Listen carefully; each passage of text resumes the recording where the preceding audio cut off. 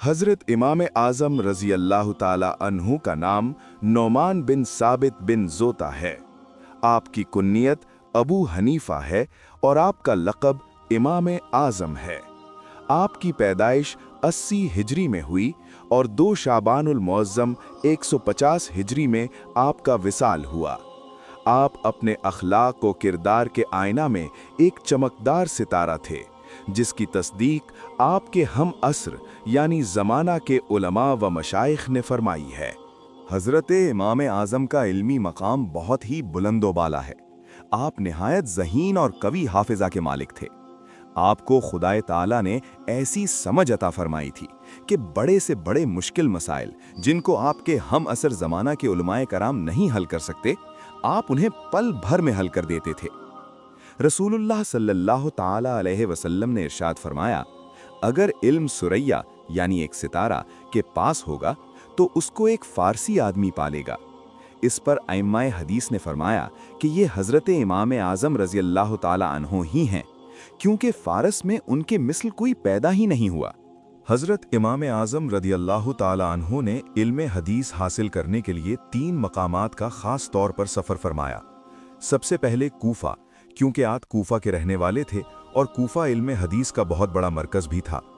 दूसरा मकाम हरमैन शरीफैन यानी मक्का और मदीना था, जहाँ से आपने बहुत सारी अहदीस जमा फरमाई थीं। और तीसरा मकाम बसरा था।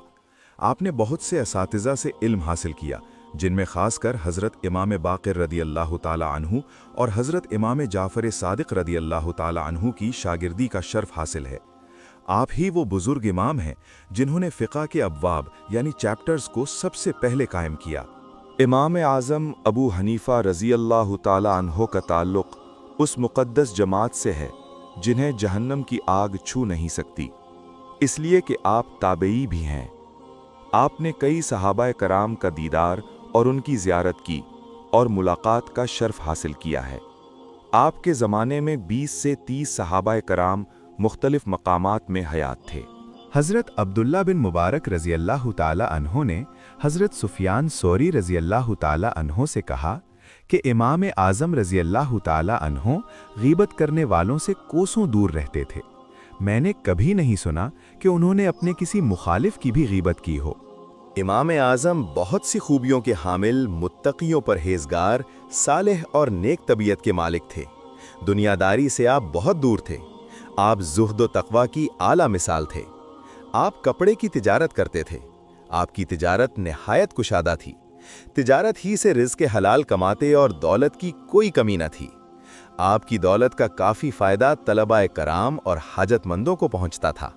हज़रत इमाम शाफ़ई रज़ी अल्लाह ताला अन्हो इमाम आज़म रज़ी अल्लाह ताला अन्हो से इस दर्जा अक़ीदत रखते थे कि मुश्किल वक्त में आपके मज़ार अक़दस पर हाज़री देते और उनके मसलक के मुताबिक यानी हनफ़ी तरीक़े से नफिल नमाज अदा फरमाते और उनके वसीले से दुआ फरमाते, तो अल्लाह ताला अपने फ़ज़ल व करम से आपकी मुश्किल को आसान फरमाता। खलीफा मंसूर ने आपको शहर काजी बनाना चाहा तो आपने इससे इनकार किया। खलीफा का हुक्म ना मानने पर आपको 100 कोड़े लगाए गए और कैद भी किया गया। कैदोबंद की तकलीफ के बाद 150 हिजरी में इराक के शहर बगदाद में आपने विसाल फरमाया। जब पहली मर्तबा नमाज जनाजा पढ़ी गई तो तकरीबन 50,000 लोग मौजूद थे।